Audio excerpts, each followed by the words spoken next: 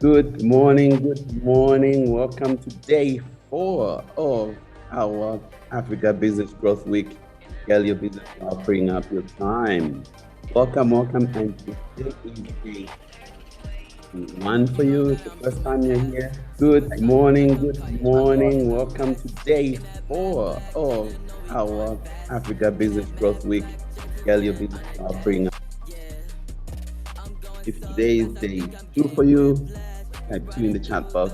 If today is day 3 for you, type 3 in the chat box. If today is day 4 for you, type 4 in the chat box. Nice.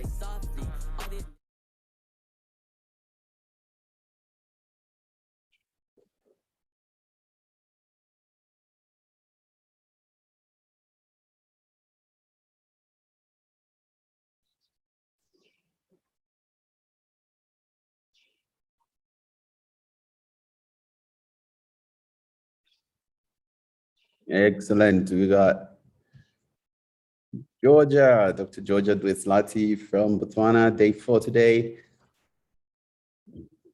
Daisy Irons from Cape Town, day 4, session 5. Yes. Leroy, day 4 from Joburg.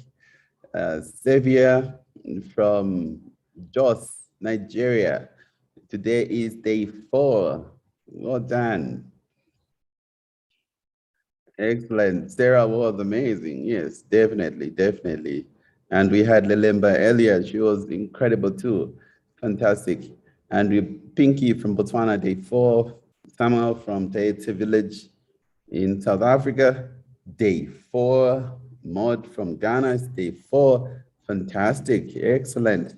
So far, what have been some of your key learnings from all the sessions we've had? Okay, so this is the 5th session. What have been your key learnings?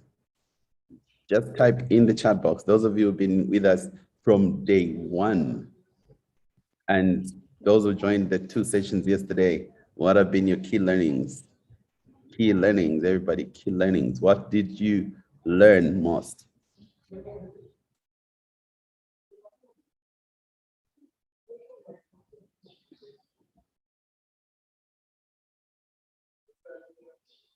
What are your key learnings? Tumelo is joining from Cape Town, day 4 today. Smachava, day 4 from South Africa. And Chanel Snell from Cape Town, day 4 today. Cool. What have been some of your key takeaways from everything we've covered so far? What's been like your big aha or your big learning?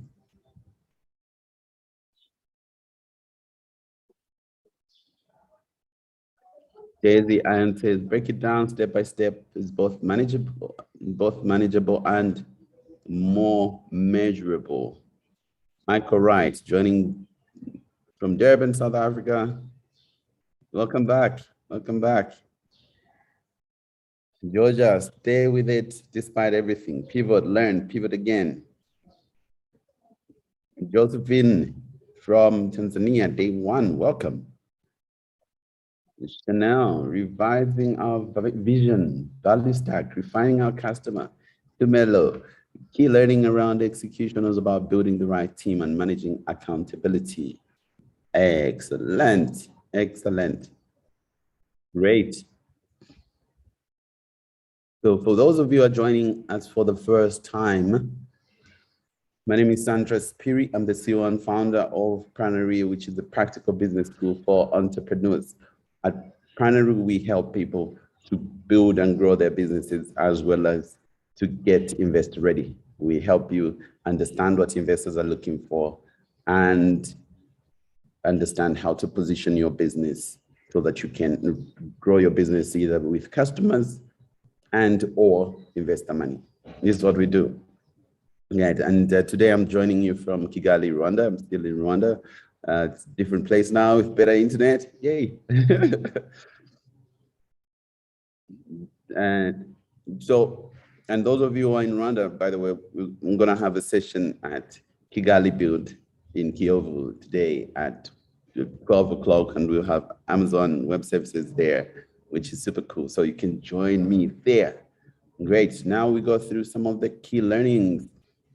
Mode not to lower price due to competition. And Michael Wright, adding value to your business. Xavier, right team with the people smarter than I am. Tasks should have timeline, delegation with monitoring, great results. Leroy, key learning was motivation. Key learning aspects for me is understanding what customers will pay. You just have to get the customer willing to pay your price. That's right. To Melo, Sarah's session was motivational. We need to stay resilient, and as a founder, you must sell your product first before you hire someone else. Excellent. Oh, all right.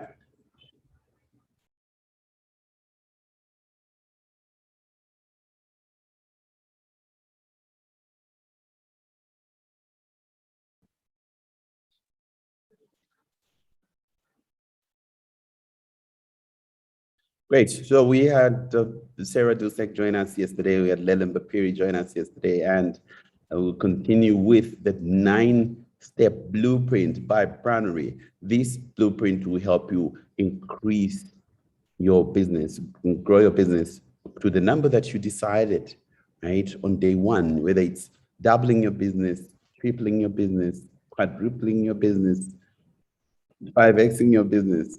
How do you say? You know, it's quintupling, right?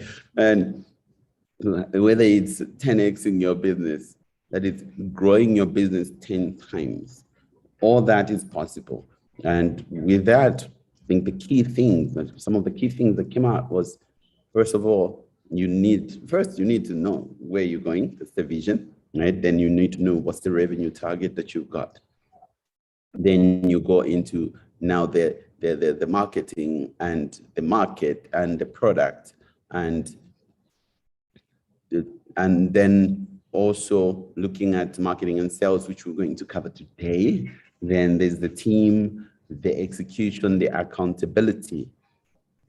And then tomorrow we're going to have the final session with those that got the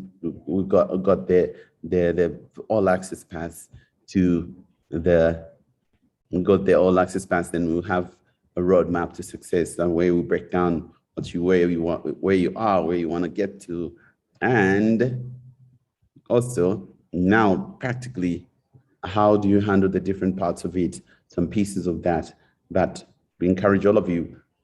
Actually, all of you should be in tomorrow's session. You are going to get so much value, because that all access is super discounted. So I encourage you to get into it.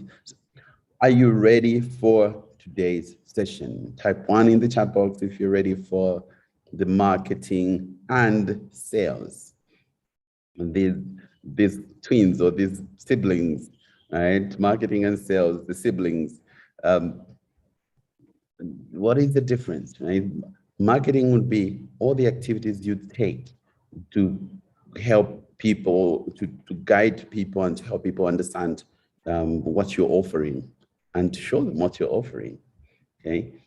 And then the sales is now the conversion, to say, now you know what we're doing, you see value, do you want to pay for this? Or can you pay for this? Or pay for this, right? So that's the sales bit. We found here at Pranary that actually, if you put in a search now on Google for marketing, you get, depending on where you are, you get like over 100,000 searches. So if you get 120,000 searches for marketing, and then if you now search for sales, you will get a tenth of that. So if you got 120, you get 12,000 searches for sales. And if it's in a region where there's 10,000, there are 10,000 searches for marketing, you get 1,000 searches for sales. So why? Why is it like that? Marketing is overemphasized, but also because I believe that people talk about marketing a lot because one, business schools teach marketing, right? They teach marketing what, whereas sales, it's like the people never went to school, you know, the people never went to school. They just have to hustle, then they sell. So almost like sales is not sexy. Instead, you have marketing, which is sexy, and you go to school, you get a marketing degree, you read, you got a course, which is marketing, and sales is a page, okay, or a chapter in the marketing book. Or sales would be, you cover it in marketing, and there's a little bit of sales. Then in companies, you also have a lot of people then. You have chief marketing officer, and rarely you have like a chief sales officer. Okay. And then because sales is not looked upon positively a lot of times, people then will sugarcoat it. And when you're hiring somebody and say, you want them to do sales, but you say, you know what, we can't call it sales. We want you to do, you call it any version of it, business development or some other, what other funky names do you use for sales to cover up like your sales? Okay, you type in the chat box what people would call sales, and you want people to sell, but you're not calling it sales. Yeah. Then they use that, but when you're hiring somebody and then you don't even tell them that your role is sales and you put it as one of the items in the line, business development, you should do this, do that, and then do sales. When the people can't get in the job, they're not even clear that actually the key objective is sales. And so they do other things, and then sales is the by the way. Like, did you sell anything? Oh, no, I'm still trying. I'm doing sales in the background, right? Then now when you move from that, like move from what business schools teach and what companies do, coming now to organizations, marketing is way easier than sales. Sales is a contact sport, you know? You get to talk to humans, deal with humans, and see people saying no, or they say, what are you selling again? Oh, you're selling. And people feel uncomfortable. So how many of you would actually go and do a presentation and finish, then in the end, you can't ask for the sale, you just keep quiet, or you say, okay, so get back to us if this is of interest to you, or let me know via email. Like, you are having this meeting and you want email, right? Because there's that discomfort. But also, if you do that, remember, if you just have activities and you don't ask for the sale, the customer also feels like you wasted their time. The customers will say, I want to buy, and then you're not asking to buy, and they say, oh, how does this work? Okay, so be comfortable with sales. And sales is the lifeblood of a business, and sales generates cash. And like Mark Chivere said, like Lelemba says, like, you don't want to ask your business to hold its breath. So it's like oxygen for your business.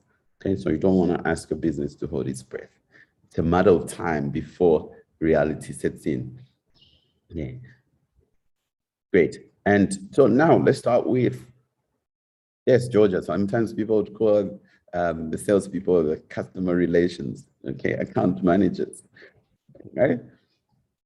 Let's look at marketing now. When it comes to marketing, one of the key things to do, actually, first thing would be you think about what you want to achieve with the marketing. And when you set your revenue goal, then you set now your targets. You break them down. Say, we want to hit this revenue by December 2022. Therefore, quarterly, these are the numbers we need to hit. And with that, when you get those numbers that you need to hit quarterly, you also then need to think of the channels. What are the marketing channels you're going to choose? And there are so many. So there's so many marketing channels. You can use email as a channel. You can use telephone, phone. You can use social media. You can use search. You can use just sending out, you're sending out letters, right? You put the flyers in people's mailboxes. You can send out newsletters, and both physical and digital. You can put out, you can write articles, that's content marketing. You can do a blog, you can do video, You can do TikTok now. You can do like so many things to make people be aware of what you're offering. So when you're starting out, or when you're taking customers through the journey, you start with the awareness. And the second bit is the consideration. And the third part is the conversion. So that awareness and consideration, all those are the marketing activities that you take. But because there's so many and you don't have all the budget, okay? What do? You choose your key channel. Choose your key channel. Is it going to be YouTube? Is it going to be LinkedIn? Is it going to be Facebook? Is it going to be Google? Is it going to be Instagram? Is it going to be TikTok? Is it going to be Twitter? Is it going to be blogs? Okay, so you choose your main one. And with this, if we now choose the digital, the 5 main ones, okay? The first will be LinkedIn. LinkedIn is owned by Microsoft, by the way. And then Facebook and Instagram. Instagram, look, now they're Meta. So you got Facebook and Instagram, Meta and Instagram by Meta, okay? Then you have Google search as well as YouTube. So YouTube is owned by Google as well. So you choose which one is going to be your main focus, okay? Your main focus, like this is the main meal. And then you can have like your dessert, the other thing that you add. So depending on your business, if it's B2B, you might be doing a lot more of LinkedIn. And then if it's B2C, you can use more Facebook, Instagram, but you can still do B2B using Facebook. So all the people that are on LinkedIn, they're also on Facebook and they're also on Instagram, only that they have different profile pictures and they behave differently on these different channels, right? So what you can do is, one, you choose, this is our main one. For instance, like we could say you're going to use Facebook, and Facebook is generally cheaper. And then you can pick your next one to say, in addition to Facebook, or we're going to do Facebook and Instagram because they're linked and you could manage them from one place, or you're going to do YouTube, or you're going to do Google Ads. So when you're looking at these two, when you're looking at the two types of methods, you can look at these channels in terms of lean forward channels. Okay, learned this from Michelle Gear from AdBots. Okay, lean forward channels. These are channels where you literally lean forward, meaning you have something you're looking for, and when you have something you're looking for, you lean forward into your computer, your phone, and start looking for something. Say, how do I increase or how do I deal with customers that are not delivering? How do I connect my phone to my computer? How do I, like, you're leaning forward, is something you want to find a solution for? Or how do I identify this rash on my hand, right? Like, what is this thing? So you're leaning forward. And usually for that, people go to Google or any other search engine or YouTube. So it's lean forward. These two could lean forward, search. And then the second type is lean back. So lean back channels. These are where you're chilled, okay? You're leaning back. You're just chilling, scrolling, you're being entertained, you're filling up time, you're checking what other people are doing. It's not like it's a need, like a high need, you need to solve something. It's more of a habit now, like, you wake up in the morning, you start checking stuff, or you want to sleep, well, you're in a queue, you're in the bus, you're on a plane, you start checking things, okay? So those would be like Facebook, Instagram, Twitter, LinkedIn, and YouTube as well. You could do that. Like, I want to watch amazing things here. So with those, it's usually like entertainment or education. YouTube, a lot of entertainment education. And when you know what the people are doing in those channels, you know how to target them and how to talk to them. For instance, that would explain, for instance, why you would find that a lot of people would see your ads and then very few people actually click, because they didn't come there for the ads. They came there to just check what's happening in their friends' world, and then your ads pop up, like, oh, interesting.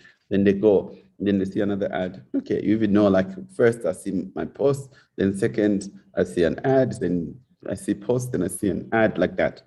But within all of these, then you know that people are not looking for you. You have what are known as scroll stoppers. So this is a tip: scroll stopper. A scroll stopper is something that makes somebody stop scrolling. They're scrolling, and then like, oh, this is interesting. I know it's an ad, but it's interesting for me, right? And then sometimes you click and go through. And with that, depending on time of day, so you now the algorithms are so good. Previously, you needed to optimize and tweak and see what is working where and what ads I should show where, like that. But now, like whether it's Facebook or Google, the algorithms know that, okay, Sandras now is using his laptop. Therefore, we can show him this ad in this format. And then they see that, okay, Sandras is not in Cape Town where he usually is.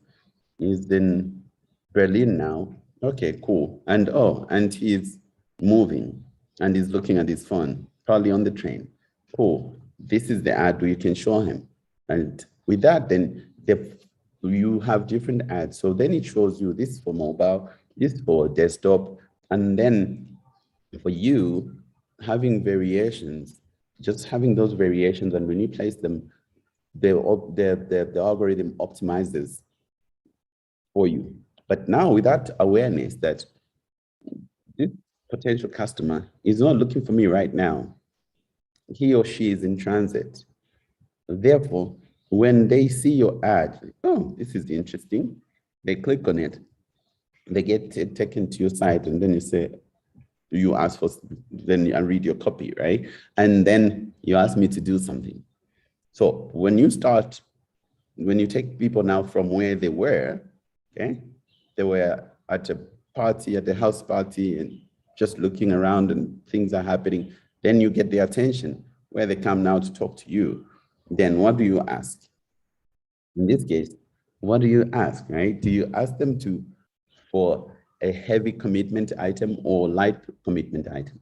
So if knowing that you just got somebody that wasn't looking for you, they're interested, and then you say, hey, buy my course or join this university, apply now, it's a heavy ask, okay? That I am on the train, I am on the bus, and you ask me to buy a course, like it's heavy. And same, like sometimes waiting for a TV program to start, okay? The time of TV programs to start at a particular time, right? And then I'm scrolling, I'm waiting, or I'm waiting for, if Netflix, I'm waiting for other family members to join me and I'm looking at my phone. Or before sleeping, I'm checking like, oh, what are my messages? And then when I see those type of ads, the ads that come like late at night, again, you can't ask somebody to make a huge commitment. So what do you do there? Because if you're asking like, we don't know you, then hey, buy my stuff. It's a heavy ask. It's a big ask. It's a big jump.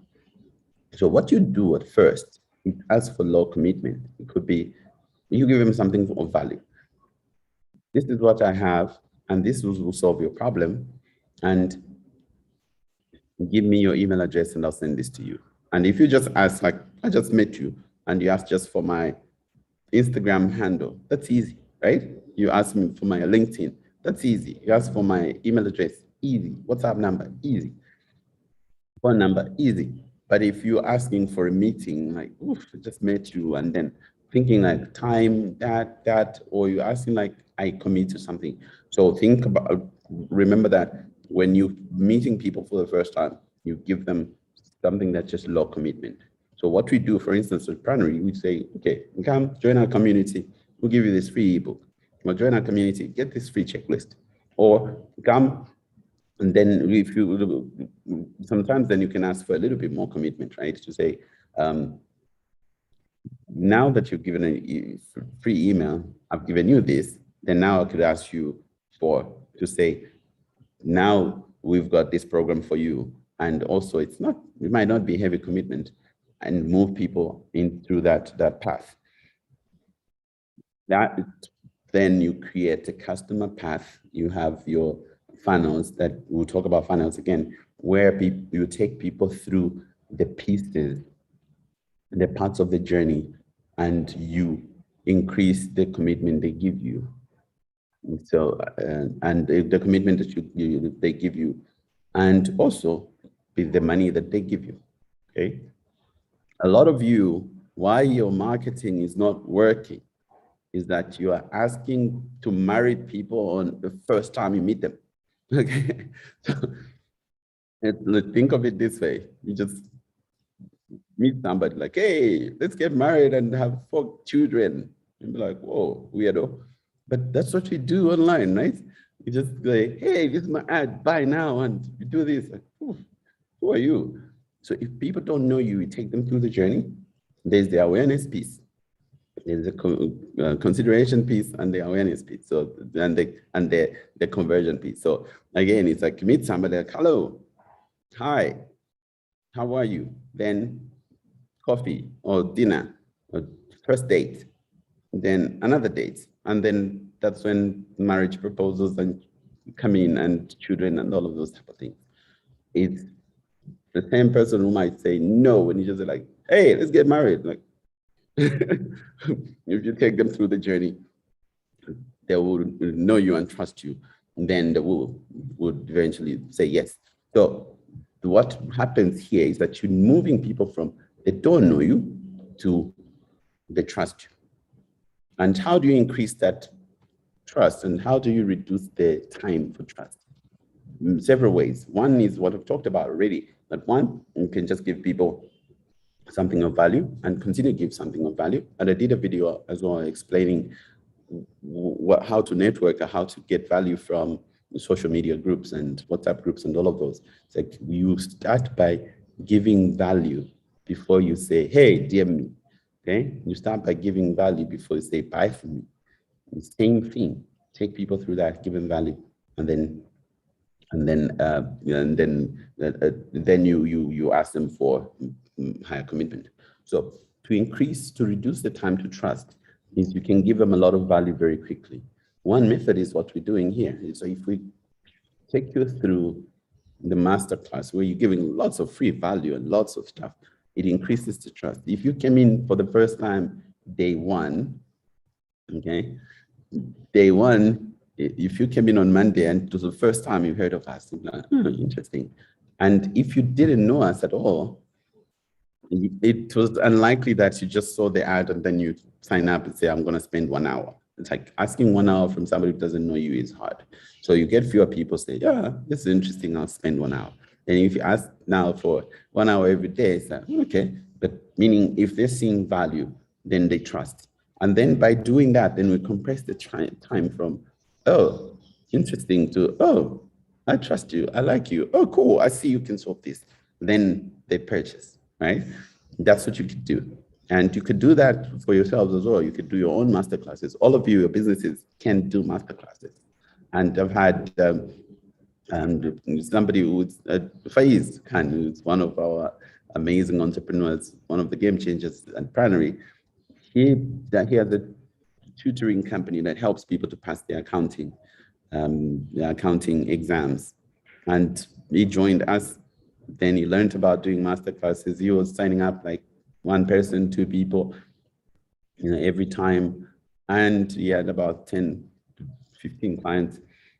Then he did a masterclass and got 10 people signing up, about 10 people signing up immediately. But that was because you're moving people from, how does this work? Do I believe you? To, oh, wow, yeah, that will work. And you have a masterclass. So you can teach whatever you're doing, whether it's coffee, you can say, hey, we'll have a free coffee masterclass. And then you can just pick up your phone and just do it. You can do Facebook Live, YouTube Live, all the lives in the world, and just give value. And next day, like that. And then afterwards, when you're saying, I'm inviting a few people to join me with this, you have gained some trust and people will move. Okay. Oh, great. And then, so those are the key things to think about, that you take people through the path, the journey, and then you deciding the levels of commitment and how much you ask at any point. Then this is the critical part. Keep your lead generation running. Keep your lead gen running. Sarah yesterday talked about the mistake that a lot of businesses make, is that when you are struggling to get customers, we actually stop spending on marketing. But you need to continue keeping your lead gen running. Then your lead gen is, you want to build out your email database. Yes, email. Okay, email is still king.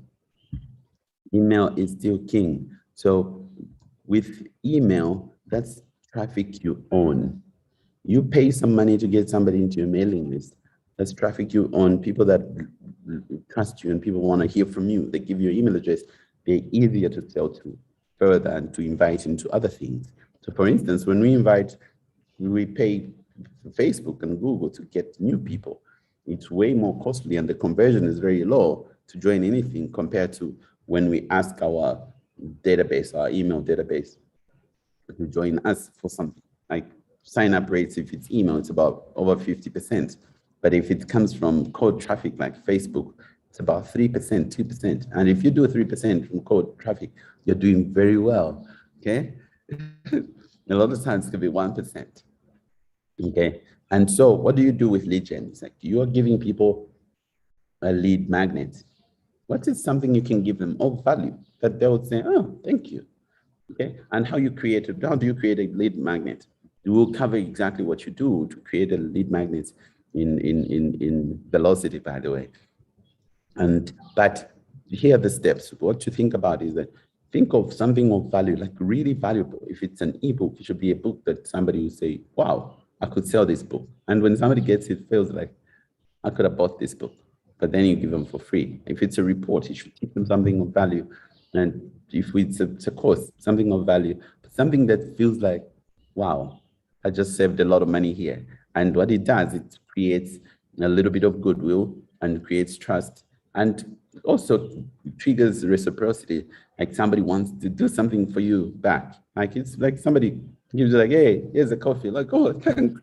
You know, like, what should I do for you? Like, you feel you should return the favor. So that's what you do with lead gen. And then when you have people on your mailing list, you nurture them, you give them something of value continuously. And then every so often you sell and be comfortable selling. Why a lot of you would be struggling is because you're not selling. Your marketing is working, but you don't have your sales strategy, you're not selling. So even when you market, you sell, and people expect you to sell. We are buying every day. We are being sold to every day. Trillions of dollars are exchanging hands every day because people are selling and buying. But are you the one that's always buying, or you be also the one that's selling? So be comfortable selling, and that will change your business. Okay.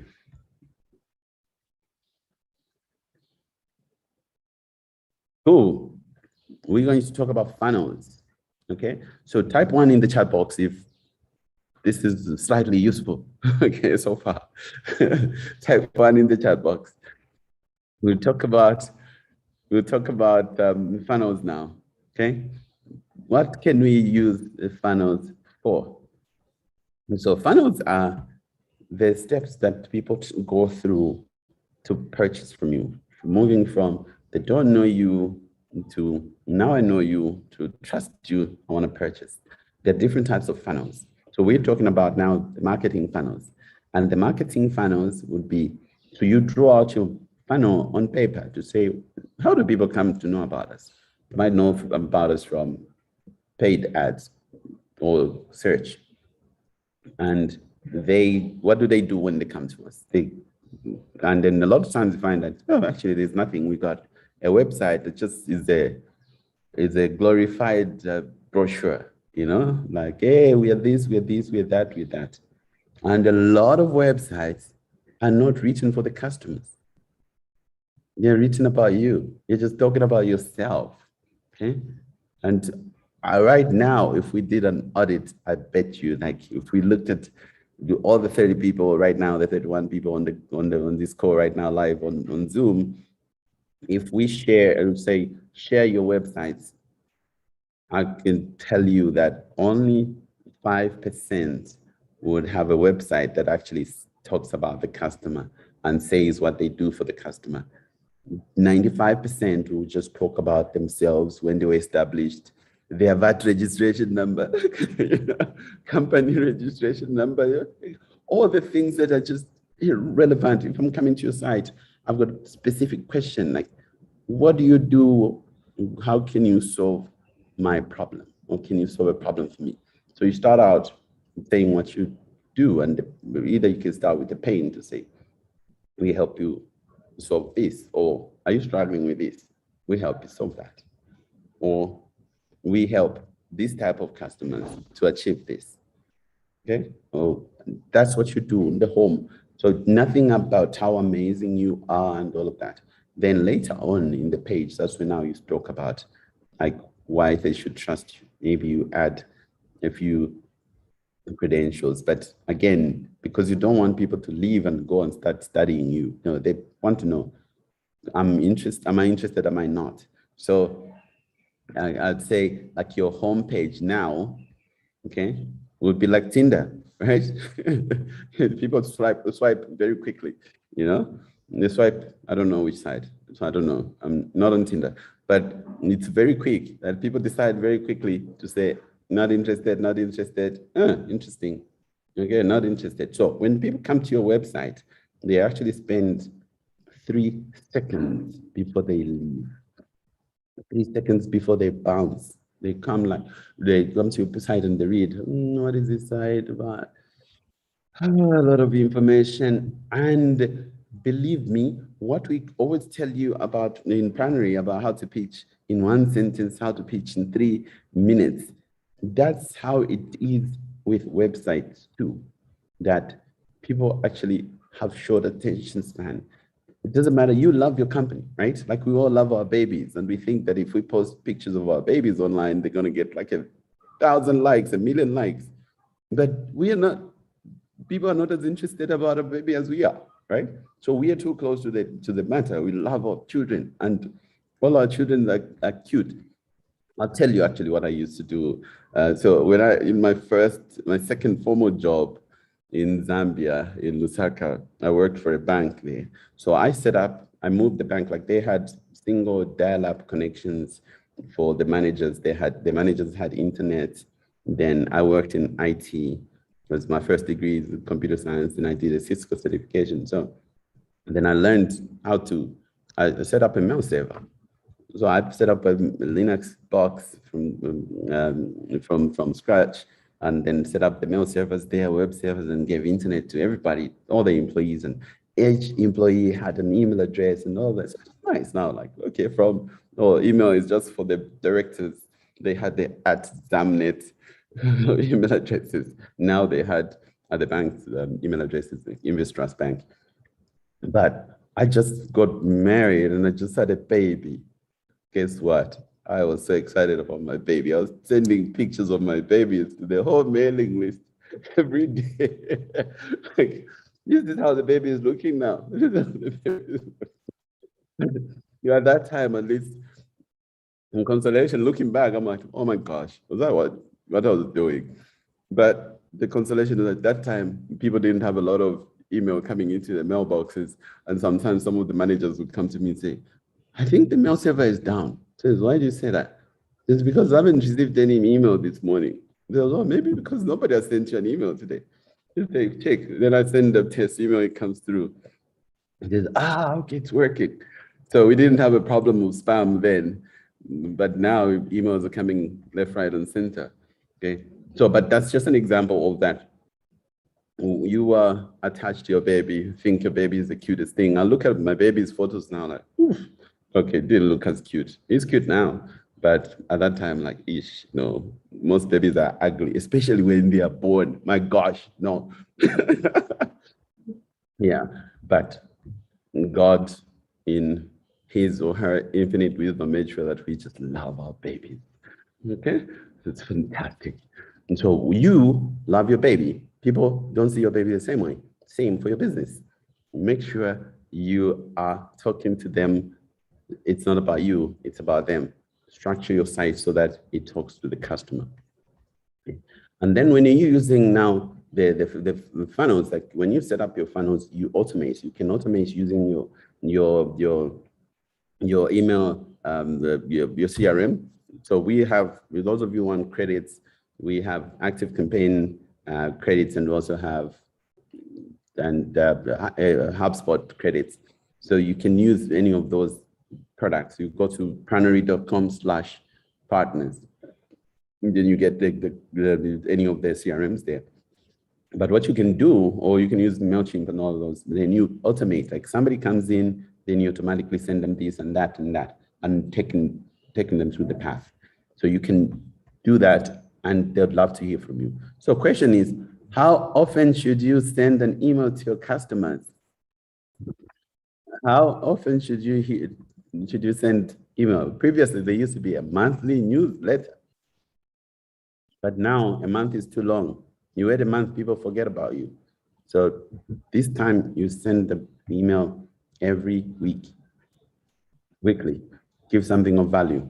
And then when it's necessary, you're running a promotion, you can send daily. That's perfectly okay.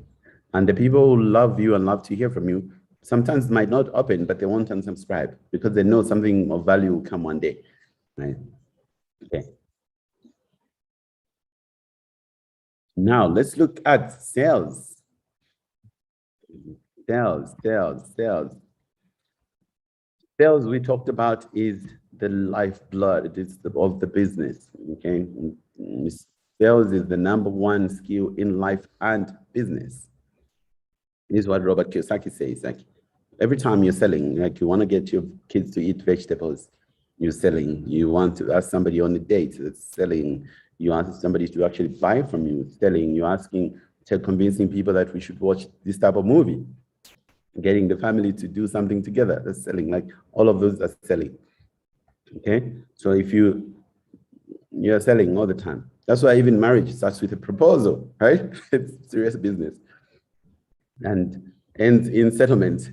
Yeah, and so you're selling all the time, and be comfortable with selling.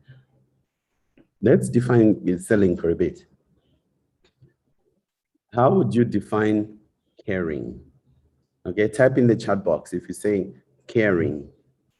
What is caring? Like if you care for somebody, you care for, what does that mean? Type in the chat box. Caring is, I would like to hear that. What is caring?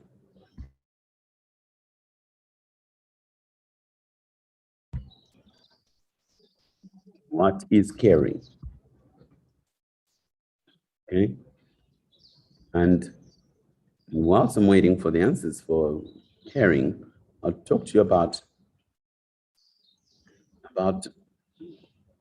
so this is looking at caring. That's the important thing, is that you're thinking about, that's the psychology of selling. Like why we are uncomfortable to sell, it's because there's a negative association with selling. We're thinking of somebody who's walking to us when we're driving, we're in the traffic, whether you're in Lagos or you're in Kampala or in Joburg or in Gaborone or Lusaka, and somebody walks up to you, right, with just approaching your car, automatically you start rolling up your windows. Why? Right? Like somebody wants to sell you something. And I know those people in Lusaka, when they're selling on the flyover bridge, they say, oh, I'm selling these shoes. I'm like, no, I'm not interested in shoes. No, take them and then throw them in your car. How would you throw them in here? Like, no, just take them. Give me whatever you have. No, it's stressful. Like, I don't want to throw your shoes out. But that's the picture we have of salespeople, like somebody who forces you to get something that you don't want. Okay. And so now let's look at the definitions of caring. Caring, Chanel Snell says, caring is being concerned about the well-being of that person. Cool. Michael Wright says, caring is being attentive to others' needs. Daisy says, caring is assessing someone's needs and responding accordingly. Xavier saying, caring is looking out for someone with intention to improve someone's life, right? And then Samuel says, taking care of somebody socially and otherwise business-wise. Barney says, caring is how to look after himself or herself and another person and relate to them. Okay, so all of these are definitions of caring. Okay, so continue typing your definitions of caring. Now, instead of caring, replace the word caring with selling. Let's try that now. Selling is being concerned about the well-being of that person. That's Chanel, right? Michael. Selling is being attentive to others' needs. Daisy. Selling is assessing someone's needs and responding accordingly. How perfect is that, right? Octavia. Selling is looking out for someone with the intention to improve their life. How cool is that? Selling is such a noble thing, right? Selling is taking care of somebody socially or otherwise business-wise. You're taking care of somebody, right? Barney, selling is looking after yourself and looking after other people and seeing how you relate to them, right? And so all of this is selling. So if you switch that, so right now, if I'm selling you the programs, the aim is I want to help you improve your life.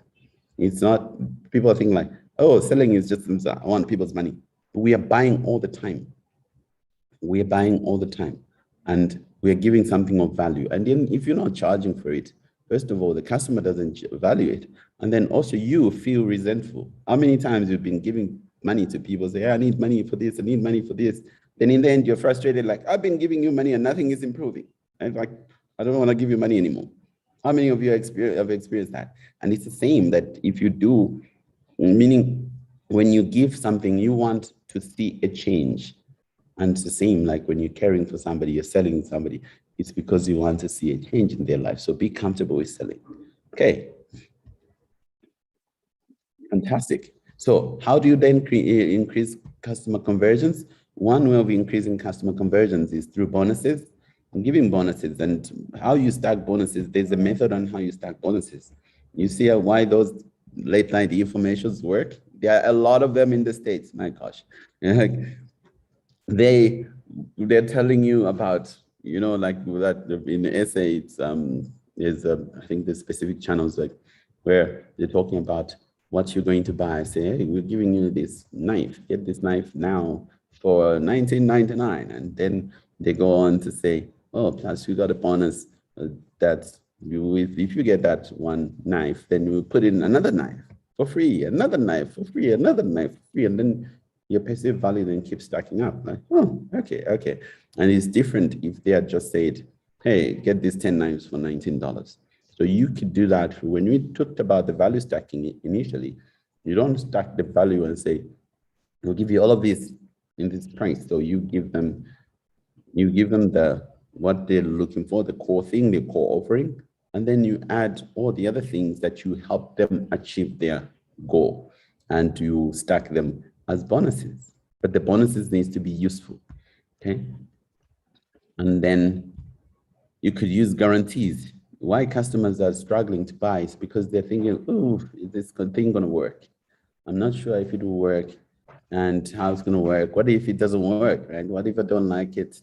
What do I do? So for instance, we'll give you, like, if you sign up for any of our programs and you don't like it, you're seeing you're not getting any value, we'll refund you. We will. So we take out that risk, and meaning there is really no risk. You can just purchase and try it, and then you see you are getting your objective. You're learning exactly what investors are looking for. You're learning exactly what you need to do to grow your business, and you're applying this the strategy and the blueprint, and you're seeing that, wow, my business is actually improving. I just switched that. Now I'm getting new customers. And then with that, you see that, okay, I'm getting value. And if it's not working for you, you're saying everything that you're talking about only works in Africa, but I'm in Papua New Guinea, and that doesn't work for me because you'll be like, okay, here's your refund, right? Then the other thing you need to do is scarcity. So scarcity happens all the time, and they should do it all the time. If you've ever booked something on booking.com, they're really good with scarcity. They say only 3 rooms remaining at this property. Okay. And it's true, but it just makes you feel like, look, I need to make a decision now. And the scarcity should be real. And so you can have scarcity in different ways. Either you take in this cohort of so many people at a time, or you only sell a certain number of things at a particular time, and things run out, and you can create value like that. And how luxury brands increase value is that they create scarcity. For instance, the only time I made like an impulse buy for shoes was I was walking past a store. It was Steve Madden's store in Cape Town, the store. And I was like, whoa, this is a nice shoes, like for the first time. And that doesn't happen again, but it was like, these are nice shoes, like brown shoes with some red. I love red on my shoes. And then there were other blue shoes with some red. And like, great. Bought 2, impulse. But then what happened was, later on, I went to look for those shoes again. Like I never found them. Like, no, they don't exist. I can't find them again. So with that, that's what luxury brands do. They create scarcity. Like you only find this type of thing there, and then when it's gone, it's gone. It's finished, right? So you could use that as well for you to create, to move people along. And then you can also have sales funnels. We talked about marketing funnels. So with sales funnels, you decide, like with your activities, your sales activities and sales funnels, what's your cadence? How many times you're going to have the activities that you are, how many times you're going to take people through certain activities? How many times you're going to how many times you're going to have to touch base with your customers. And now the beautiful thing is that you can meet people where they are. So you can have your funnels even like in WhatsApp now. We have WhatsApp groups. We have lots of them now because we got lots of people. But we meet people where they are. So instead of always check your email. So if you open your emails, by the way, you will get more value. So we encourage you to check your emails. But we always just use WhatsApp again to help you with that. So sales funnels are similar. You could have sales funnels that are, you draw them out first and then you automate them. You can have the CRM do that. You can also have click funnels. So for instance, I'm wearing this shirt. So it's Funnel Hacker.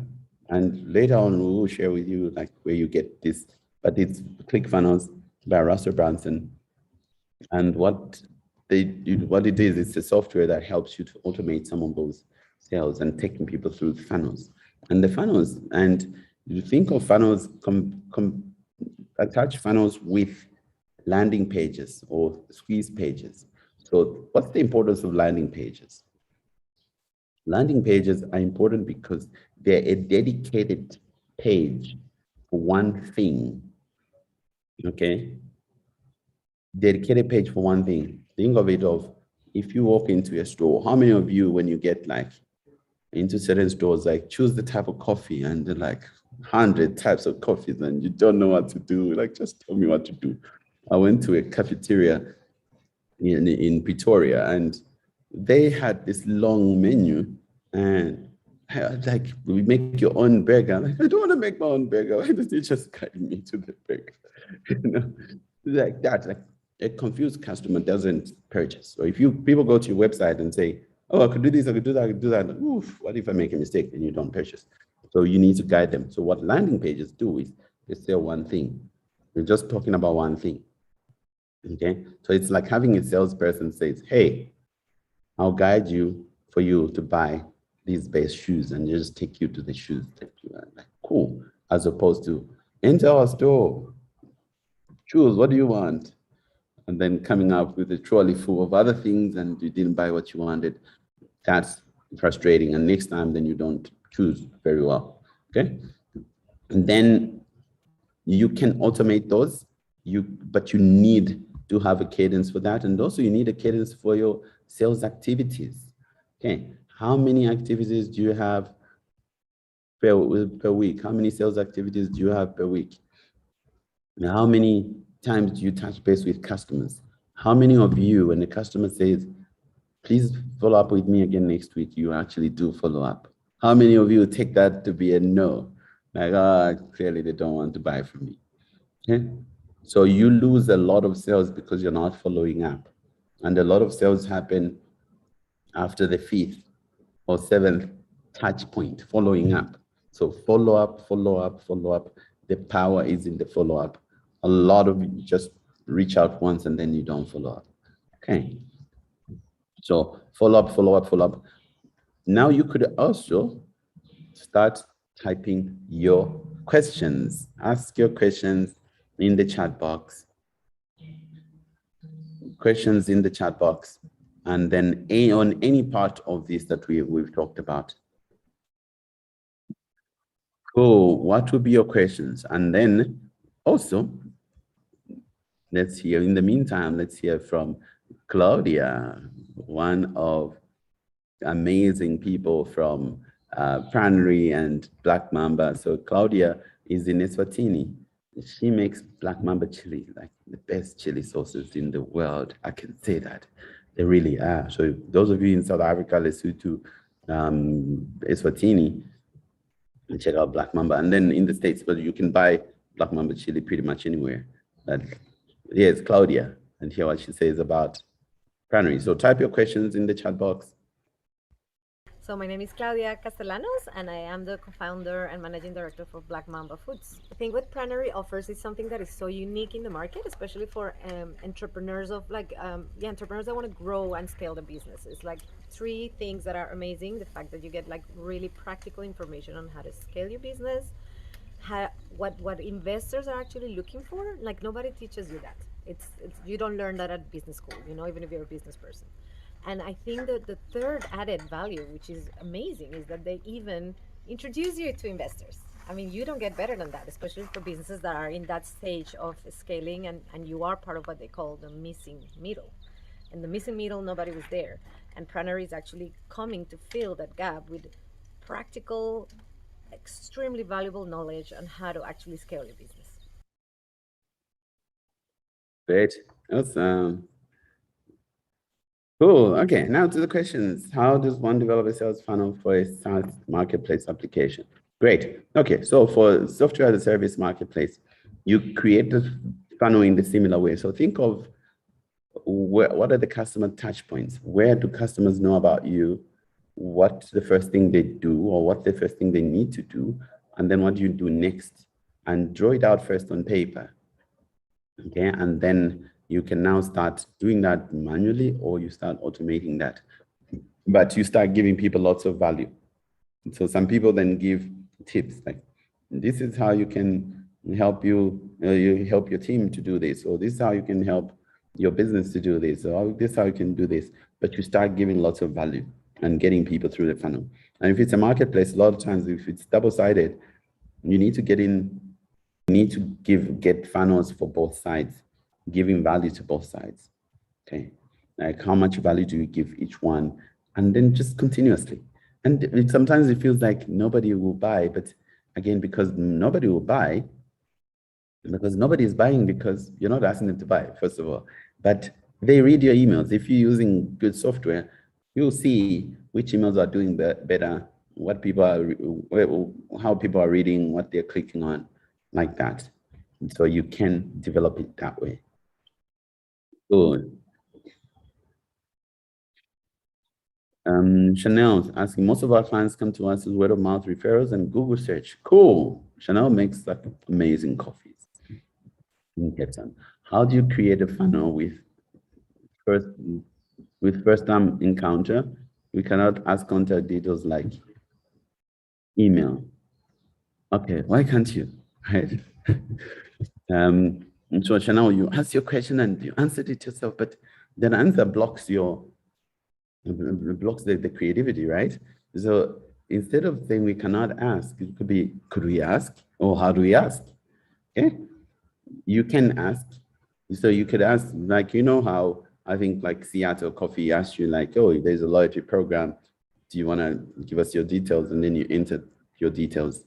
And Vida does it as well. You give them your number or email. So you can, but if you're feeling like you're asking too much, make it optional.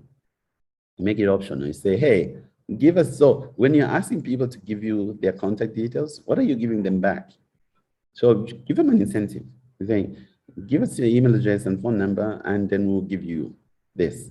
Or you and everybody gives their free coffee on the 10th visit, or any of those. But you can be a little bit more creative, like, oh, we'll give you, if you want, you can give them something immediately, right? Like, oh, give us your email address and we'll give you this. Or give us your email address and we'll send you your ultimate coffee guide, or your #1 or coffee hacks. And then if they give you that, then you send them that, like, here how to insider coffee lingo, for instance. I was telling you the other time, like, why I struggle to buy stuff from other coffee places, like, because they make it too sophisticated, so specialized. Like, now I feel there, I start feeling like I'm outside. I feel still bad to say, I want just a coffee. What type of coffee do you want? This? And they're using names words that I don't understand. Grande, mucho grande, cortado, this, that. Like, I want a coffee, a good one.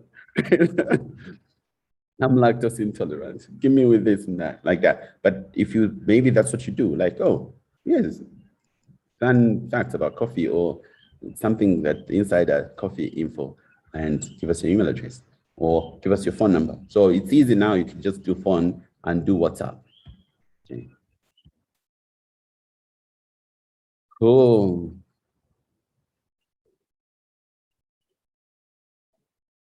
Looking at any other questions? Okay. Isaac is asking. So it says, I've just spent time listening to this program today. When are you going to meet as Pranary members in person, maybe for a meeting summit? I'm in Zambia and on a business. Cool. Yeah. So for Pranary is international. We're Pan-African, but if you want us to come there in person, you can just put together an event. We'll be there. And we'll organize, and you get sponsors, we get sponsors, and we'll have an event there. So for instance, I'm in Kigali now, and our event is starting in like 56 minutes. Pranary and Amazon Web Services and Kigali Hub. Okay, great. Oh, any other questions? So, okay, as we close, type what your key takeaway has been. What's your key takeaway? What's been your key takeaway from today's session?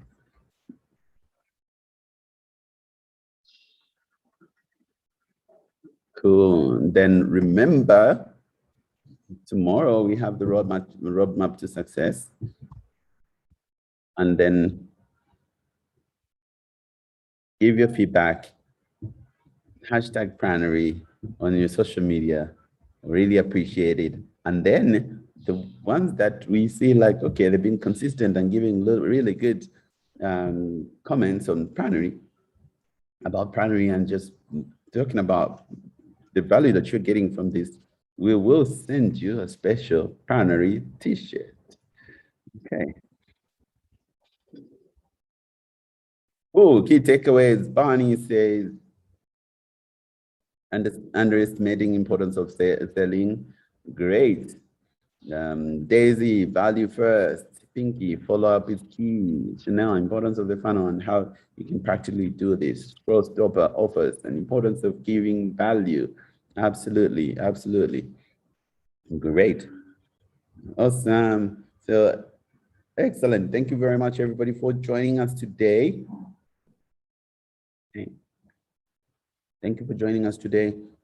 So you can keep pushing posting the feedback on their WhatsApp group, because here, when we close this Zoom, then the feedback goes away. But you can post on our Facebook page, but also in the WhatsApp groups as well.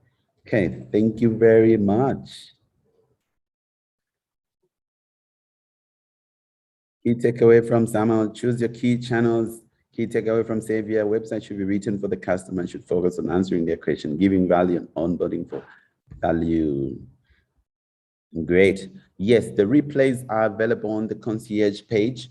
And those of you who are feeling like, you know what, I want a little bit more, I want more practical I want to understand what we really like. I love what you've done. I've gained so much value, but what next? What should we do, right? You can join us on the open day next week.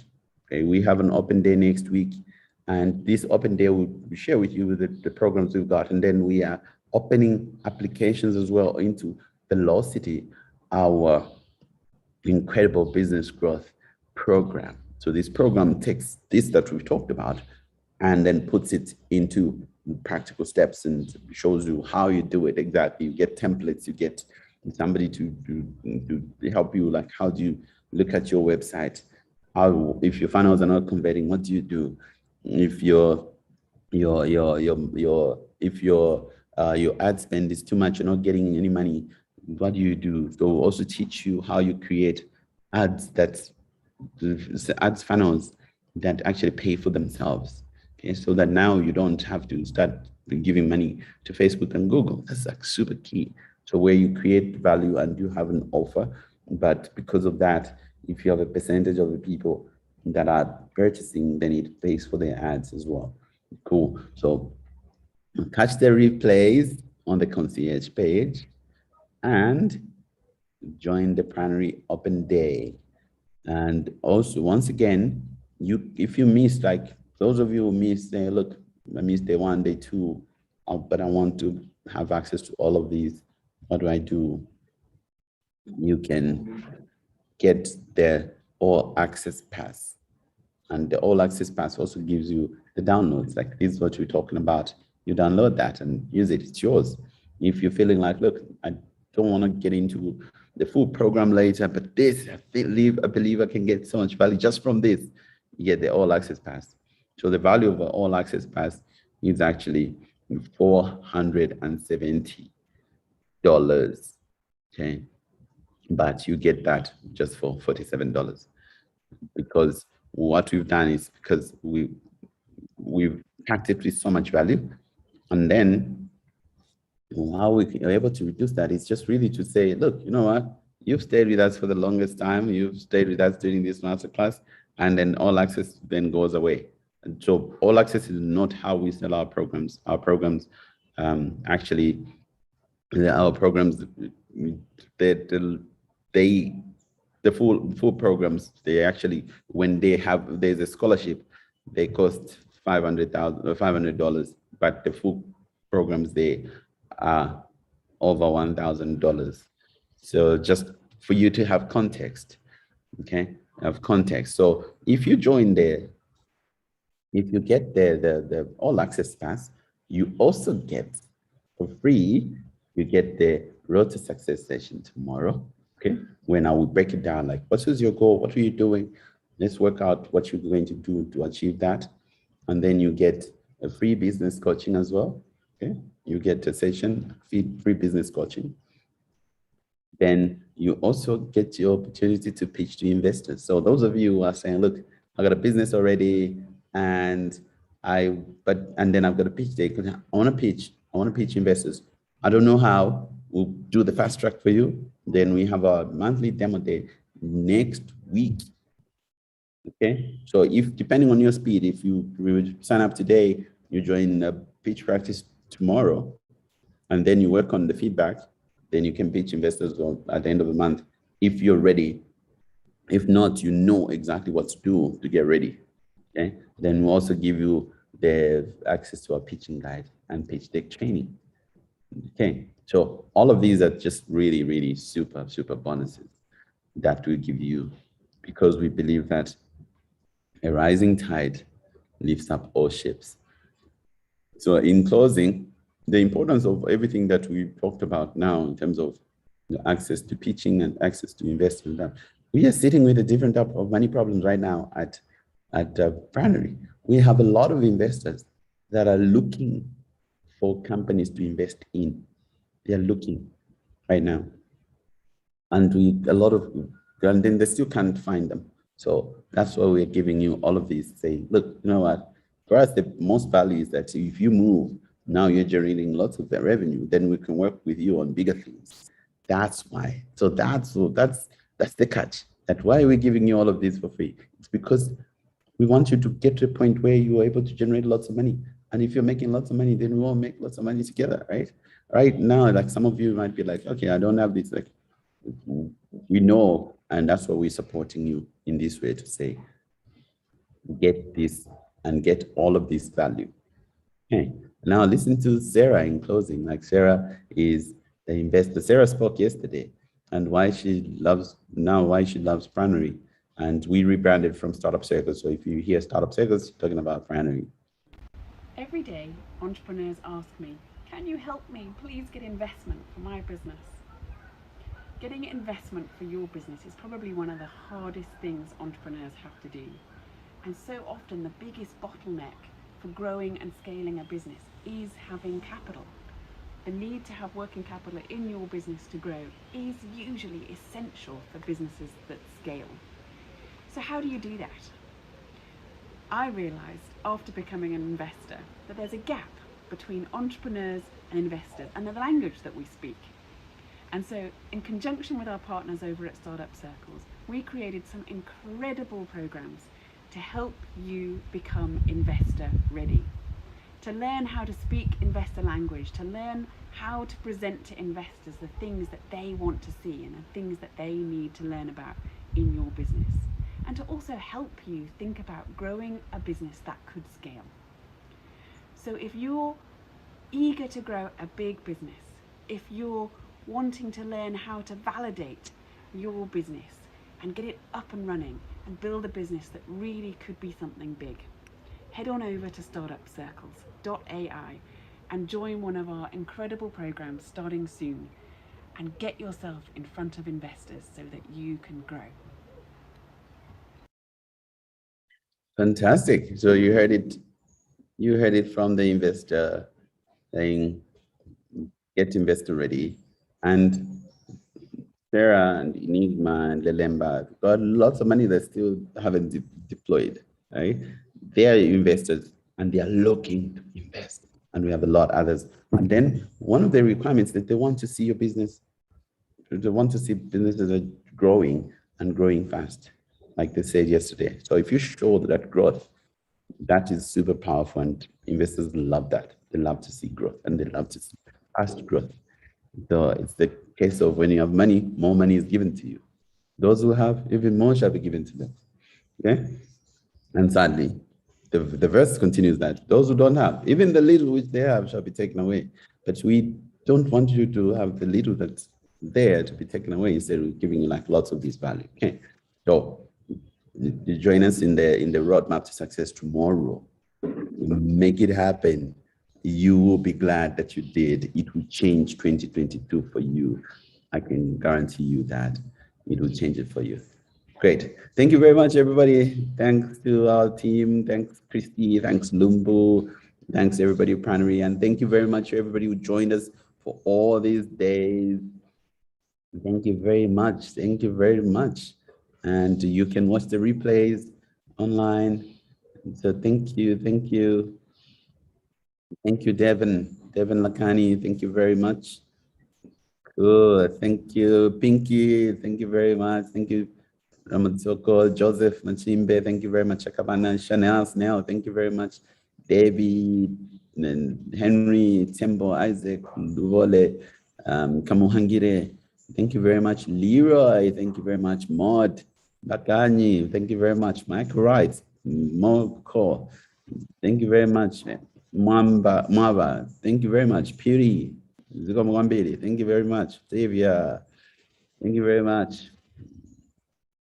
Damo, thank you very much. Tembito, thank you very much.